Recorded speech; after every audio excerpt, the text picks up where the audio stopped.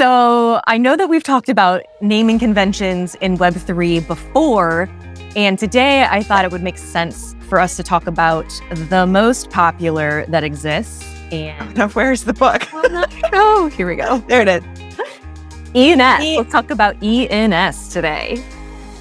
Yes. Get into the beefy book and what this is and what it all means and why you might want to have one. I can't believe that you have a book about this. Well, I do. Nerd alert. We'll get into it. Let's check out ENS.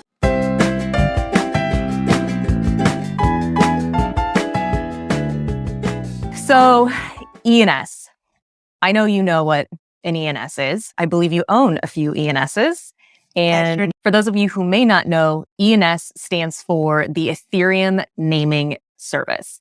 And what it is, ENS is the equivalent to DNS, but for Web3. So, DNS is the domain name service. That's the Web2 shiz. That is. So it's like DNS is like the phone book of Web2. So if you go to twitter.com, basically a DNS translates human readable names, twitter.com, from the numeric IP address. So 1.99.59, blah, blah, blah. We can put examples on the screen of what that is.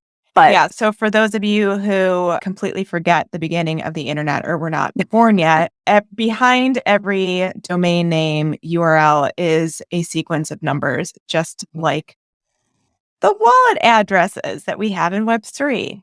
Yes. So ENS is a decentralized alternative to DNS. So Web2 versus Web3. Here we have the actual ENS website itself. This is where you can go and search to see if the name you want to purchase is available or not and go through that entire process. But there's a little bit more to ENS than just the naming itself. There is a DAO and they do have governance behind it. There's a community, so they do have a Discord community. There's an actual team that's behind this project as well. So we can take a look at those folks. And then we also have a link out to their documentation. So if you are a dApp developer, if you're trying to do something technical and link up the site, you can access all of that information. And then last, we'll explore the actual going to the app where we can take a look at our different accounts and maybe even purchase an ENS. Okay, so before you click that upper go to app button, I just have to say that the first time I ever came to this site was very early entry into my Web3 experience. And I just looked at this for an hour with no idea what to do. I did not understand that you had to click that go to app button to do the things. I was like, where is the stuff on here? Yeah. So this site that we're on right now is basically like the marketing site, if you will. And then you have to go to the app to do all of the other things. So now we know. I might be the only one. It might just be because I'm special. Yeah. Well, I don't know. I think it's important to note that the ENS, of course, it's open source because we are talking about decentralized web. This is Web3. It is a protocol that runs this whole thing.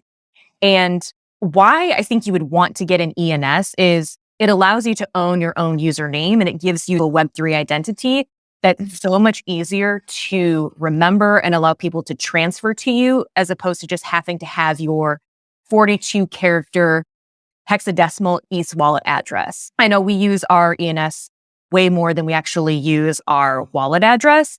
And once you have an ENS, it actually opens the door for websites and dApps and resources to make themselves accessible to decentralized, censorship-resistant, and user-controlled like domain naming systems. So, and to me, that's like the huge plus to why you would want to set up an ENS. Let's go to the app now. So where we just saw in the intro is this ENS Constitution book that's available. This is a very limited edition. And basically it's the DAO behind the ENS. There is a digital PDF that I have downloaded here and I'm not in it. I didn't participate in this, but you can basically go through and you can search for yourself to see and you will know if you participated in this or not, but it's all the Ethereum addresses that went into this portion of the DAO. Some of them have the images on it, and that's literally what this book is. It's just page after page of address and information from the DAO itself. So it's like a collectible for the ENS space itself, but it's a book. So that's what this top portion is here. This is the search field. So if you're trying to purchase an ENS, you can go ahead and see if it's available or not. So I would love to own this ENS 1111. And we can see here that it is unavailable. Someone has purchased it and then we can take a look at who's actually purchased it, the registrant and the controller, and what these terms mean. The registrant is the owner of the ENS domain. So if I bought this, I would be the registrant, and that would be my wallet address that we see. The controller is the account or user who's in charge of changing the content, the addresses. It auto defaults initially to the registrant as the controller, but you can change that if you want. Go ahead. I was just going to say it's going to expire soon. Are you going to set a reminder? I might have to, yeah. And then we see the expiration date here. So go ahead, and I'll do this later because I don't want it to open up screens. But you could try and steal people's ENSs. Depending on how good of a name you secure, even if you're not going to use it, there is a thriving market to resell these. So for sure. Yeah. And my guess is the person who bought this, they probably have a reminder set up as well, and they're going to go ahead and extend. That's what we see here. I'm going to go back for a second, and I'm going to go ahead and connect. So I'm going to go through MetaMask and connect, and let's go take a look at my account. Cool. So I've owned a few different ENS names, if you will. These are all the ones I own. A lot of Queen of Degens, a lot of my actual name. Learn while you burn. That was a test. The primary ENS that I use is this avitstum.eth. When you first set up an ENS, you won't actually have an avatar here. It'll just be like pixelated, random generated, whatever. So then you can go in and you can update the details of your account. So I've gone in and I've populated my account here so that I have my addresses for both ETH and Bitcoin. You can see my avatar input. I've got my email, and then I've got links out to a few of my social. So GitHub, Twitter, blah, blah, blah, you guys can read. You can make changes to this at any point in time just by clicking add and edit the record. And then this is where you would go to input all of this information. I'm going to talk about the avatar in just a second here, but what's important to know that each time you update your record here, there is a transaction, like an ETH gas transaction that has to be paid. So it's on chain. Exactly. So, Yep. So you can make all of these fields I can update and change at once, and it's just the one sort of transaction to update all of them. Mm-hmm. And so this is where your ENS becomes powerful because it's this one sort of central location where people can access all of these different data points. As opposed to on a DNS, let's say you had a website and then you wanted to make it like an e-commerce website. Stripe is a totally different integration and portion to how that site works. ENS, it all happens in that one location. Even though it's decentralized, it works much better together. In the avatar, to update your avatar, it's not like you can just input a link like you can for GitHub and Twitter to OpenSea or wherever you're holding that asset. There is a guide here that will link you guys out to, but there's basically a little script that you need to put together. And that's what this is here. So it's the EIP 155:1 that will always persist. And then you need to go into whatever T you want to use as your avatar and pull the NFT standard, the contract address, and then the token ID. And these you can find in like OpenSea, for instance, all within that NFT. All that information is there.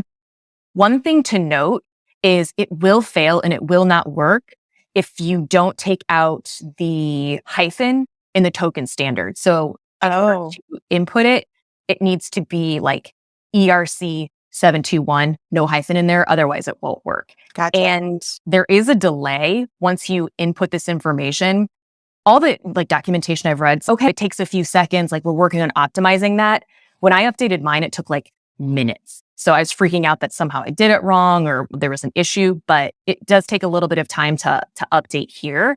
And then the cool thing is now that this avatar is associated to this ENS name of mine, when I go take a look at my ENS name and like OpenSea, for instance, the avatar actually shows up within this NFT. Whereas on other ENS domains that I own on secondary here, that there's no actual avatar that's visible. So once I update it in the ENS, it updates across all platforms that are associated to that ENS, which I think is pretty dang cool. Very cool. Much needed. This is such a breath of fresh air from Web2 experience. For sure. It really is. Yes. You may be asking or may not be asking. So there is a purchase fee, right, to actually purchasing an ENS. And we're going to we'll purchase one here in a second. I'm going to buy King Crypto Baby. So we see that this is available. And if I click in here, it's going to tell me how much it's going to cost me. So 0.008 ETH. Depending on the ENS that you're trying to purchase, the price can vary. So the more popular the name is, the more expensive it could be. And then there's, of course, like the gas fee on top of that. But the point I want to make here is, where is this money going? Who is taking this money for the purchase itself?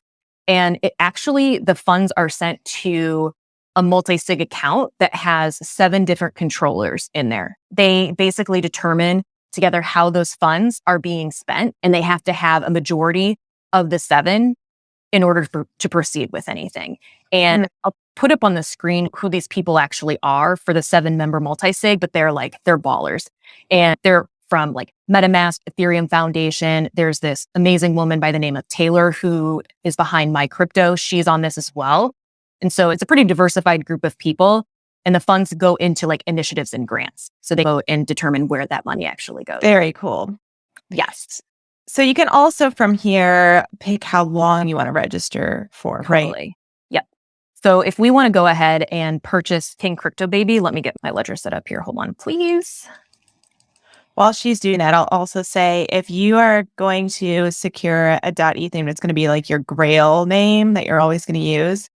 I would recommend purchasing for like a decade or something, because you're just going to pay the transaction, the gas fee one time instead of every year. So it's worth it to do it. Yeah. Once. Okay. So I'm going to go ahead and I'm just going to buy this one for 3 years. Yeah. And then upped my price to $22.56, showing it in USD and then also in ETH. And then I'm going to go ahead and click request to register. So what is happening is MetaMask just opened up on my screen. It's factoring in the gas fee. And then I'm now confirming the transaction on my preferred cold wallet of choice, my Ledger. And now we see that has gone through and the request to register is happening. This should go hopefully pretty quickly. Yeah, so there's a little bit of wait time in case there's somebody else bidding for that name. Yep, and that's what happens right here. Right. So this thing is processing. While we're on this screen, I'm not going to click off of it, but you can go ahead and set up subdomains within an ENS as well. That's not something that I've played with too much. I probably should set up subdomains, but it would make my wallet, I think, a lot more cleaned up. But we can see our progress bar is moving forward and we're almost to that 1 minute wait period where, again, it's just validating that no one else has tried to purchase this name in the time at which we clicked into this screen. Once I secure this name, I'm probably going to transfer it out as a gift to someone else's wallet, but this is the process that you go through. And this is pretty standard, I think, in terms of time that it takes to go through this. I will say at the time of recording, we are in a ENS gold rush. Yeah. So very similar to the .com.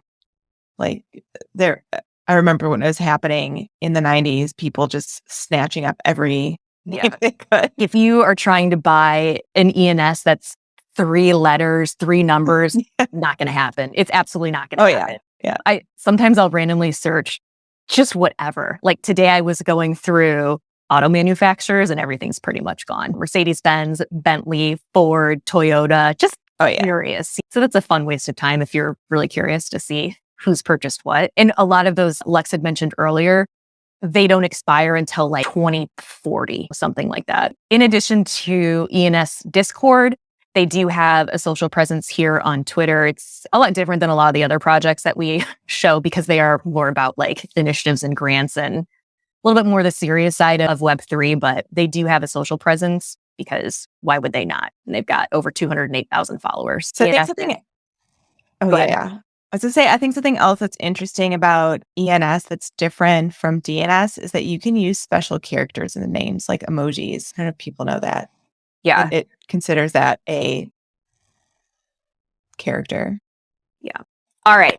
So quick overview there of ENS, the ins and outs, probably why you want to buy one. What are your thoughts? I think it's a great investment. First of all, you should secure one for yourself right now. Get your name for sure, your real name, and then come up with a Web3 name, an alias that's preferred. And then after that, I would say if you're interested in trying to flip these, if you can find like McDonald's, Big Mac, or just pick up some and hold them and see what happens. I do think that is not a bad idea. This is not financial advice, of course, but also check out the market and see how they're selling and stuff. It's very interesting. It's a very similar thing to the early days of .com registrations. Yeah. And our channel is fairly niche, and the fact that you can't get 3 character names already, like it's just going to continue to gain in popularity as more people are onboarded into the Web3 space. And on that note, we would love for you to